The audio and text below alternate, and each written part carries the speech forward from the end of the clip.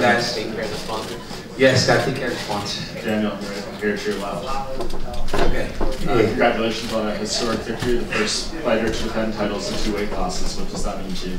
It means everything. You know, I've told you guys for a very long time that I wanted to be remembered when I left the sport. I think when you get into doing things that have never been done before, that ensures that I will always be thought of when you think about the greatest fighters of all time. It's truly, truly amazing. And then to do it in Madison Square Garden, it was just insane. And it seems you had a bit of an accident this morning, correct? You hurt yourself? I hurt myself this morning bad. And look, sometimes I go into the octagon and I hear in the build-up, like, when is this guy going to get old? You know, it could happen overnight. I thought it happened this morning. I sneezed. And I slipped my back out, guys. I was hurt bad. Like, seriously, we got some pictures that we may release later in the week, but like, I sneezed, and because I sneezed, my back slipped out. And I went to try to do my morning run, and it wasn't happening. I went back in the UFC. You know, they have the Performance Institute. They travel with us now. So Heather Linden and Clint Wattenberg, they came over with the massage table, with the stem machine, with all kinds of stuff to try to help me release my back. And then at around 1 o'clock, it was to the point that I was still kind of singed over and leaning, that Bob Cook was all, if you don't get better, then we're going to have to make a decision on whether or not you're going to fight. So it was real close. I said, just let me take a nap. I said, if you let me take a nap, I'll see if I feel better. And I woke up and went for a walk. And when I went for a walk and got active, my back started to release a little bit. It was very scary, because I really had no idea how we were going to explain that. Like, I mean, I was like, I don't know how we're going to explain this. Like, that I sneezed and hurt my back. That's getting old. That's what that is. Right. And so your performance wouldn't have shown it. Did you feel, you know, as good as you could have in the octagon against Eric? Well, once I started feeling better, I just really, like, kind of turned up the feeling better. I mean, sometimes you can almost mentally make yourself feel better. Like, but again, this is three-week training camp, and generally when I'm in fight camp, at about 3 weeks, my back does kind of go bad, and then I have to take a few days off to recover. But I usually have 5 weeks left of training. Just so happened that it happened on the day of the fight. But once I got into the octagon, we had a real focus of being very bundled up and just really hot. Once I got warm, I mean, my locker room the temperature was at about 85 degrees. Because once I got warm, I needed to stay warm. I was wearing old busted up sweatpants, an Oklahoma State wrestling sweat top, because I needed to make sure that once I got hot and I got sweating, I didn't cool down. Because when your back's bothering you, when you cool down, it's over. Like, you are done for the rest of the afternoon. It would have been unfortunate if I was done for the rest of the night. Yeah, that's crazy. So going forward from here, it seems like the Brock Lesnar fight is next. The UFC just announced its schedule for next year. There's UFC 235, which is beginning of March, 2 weeks before your birthday. Dana said he wants you to take some time off after taking this fight. So does that seem like that could be the last one, the farewell fight? Yep, that could be the retirement fight for old DC. That's crazy, right? When you start to think about it. You know, talk about having an opportunity to go out on an all-time high. You know, headlining in Vegas against Brock Lesnar. Before I turned 40, 2 weeks before my birthday, have my biggest fight. Yeah, it's crazy. But I'm glad that he wants me to take some time, because I stepped up on short notice. And honestly, I've fought 3 times this year with 3 finishes. 3 championship fights, 3 finishes. You know, I've had a big year, probably one of my more active years that I've had in a long time, and it just feels good to get my hand raised. And it looks like March 3rd is the 3rd, 4th, March 2nd. Yeah. So March 2nd, 2019 could be the last time you guys see me fight in the octagon. Well, that's sad to hear. But in terms of the actual fight against Brock himself, how do you see this thing going? I mean, is this a guy that can test you, or do you see yourself being very dominant against him like you have in some of, majority of your fights? I think he can test me.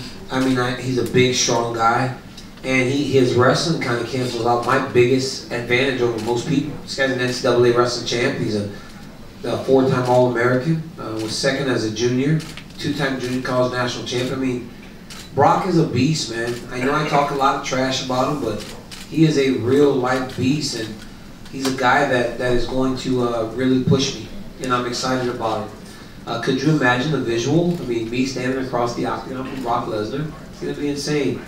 But it's also going to be fun, and it's another opportunity for me to test myself in the octagon, because that's what I'm doing. You know, right now it's about testing. Fighting these bigger guys is always a test. I just want to talk about the fight. You, in the post-fight interview, you talked about getting caught and that you were blinking for about 30 seconds. Yeah. Can you talk about that exchange? I don't know what happened exactly. I think when I picked his leg up, he punched me. Now, I did that with Rumble, and Rumble hit hard, but not like this dude. When this dude hit me, I was like, holy smokes. I don't know if he just threw it as hard as he possibly could or what, but it was powerful. I was like, wow, Derek Lewis is really powerful. I was like, I need to stay on this dude's legs. So I just kept wrestling. I mean, I just kept wrestling. My boys at Gilroy would be proud. They'll be proud. You know, all my little wrestlers would be proud about Coach going out there securing some takedowns. First takedown, I got him with that inside trip. Second one was a single leg, ran the pipe. Third one was I shelved his leg up and threw him down. And the last one, I actually got a front headlock to an ankle pick, which is something you don't generally get in fights, but he had kind of got lost. You know, we like to say lost in the sauce. You know, you give him so many things that they can't keep up. Because in fighting, a lot of guys have good baseline defense. So you just keep throwing things at them until something sticks at the wall. Keep throwing at the wall, something stick. That ankle pick knocked him back, and he kind of looked like, again, I'm on my back again. You know, and then Coach Leandro said, KC Control. It's a system that we've worked for a long time, checkmat.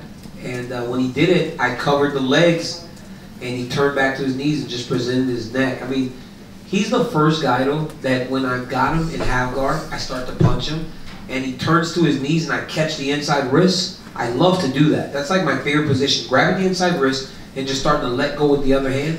He still got up. That's how strong this dude was. And I was holding his wrist, and he still got to his feet. It was crazy. I thought about just letting him go and trying to kick him in the head, but the danger in that was that I might have to stand up with him again. So I'd rather just grab his leg. One last question about the fight.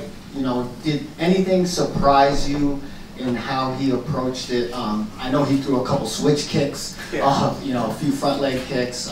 Anything surprise you, or was that in the game plan? That's what we expected. I mean, he's always done that. You know, it's a lot of big actions with Derek Lewis. It's not like you can watch guys, like you watch a guy that's throwing everything, but he's not necessarily throwing everything with 100% power. Like I don't. I kind of throw things to set and get to the shot that I think is going to be super meaningful. But Derek doesn't do that. Like those big jumping kicks and those big huge actions that he does is just him. So I expected it. That one leg kick he threw in the first round, I kind of turned to check it, but I didn't get my shin all the way forward. So I took it on the outside of my leg. My leg's a bit swollen now from one kick. It's crazy. Champ over here. Congrats on your performance tonight. Thank you, sir. Where do you rate Derek as opposed to some of your other opponents that you faced this year, especially going up against Stipe? You know, he's not as good as Stipe, obviously. Stipe's the most successful heavyweight champion we've ever had. You know, he's a tremendous fighter, and he's really good. Derek is a specialist. A lot of times, specialists really struggle with guys that can do just about everything. Because the reality of the situation is, if I was forced to stand with him, I would have, you know, but he did not have the same option as me when it came to the grappling, right? I could have stood with him if I needed to, but I didn't need to because of the wrestling. He can obviously stand with me, but he can't grapple with me. He does not have that ability, and specialists tend to struggle like that, just like the jiu-jitsu guys. When they can only grapple, they struggle when they're forced to stand. You've got to be a well-rounded mixed martial artist if you want to be successful in this game. And second and final question from me. second highest pay-per-view behind UFC 229 for you tonight at the Garden. You've got that fight coming up against Brock, possibly. He just won the WWE title last night. Where do you see that put you in terms of negotiating your next fight, your final fight? Do you think that kind of puts you over the top compared to this fight tonight?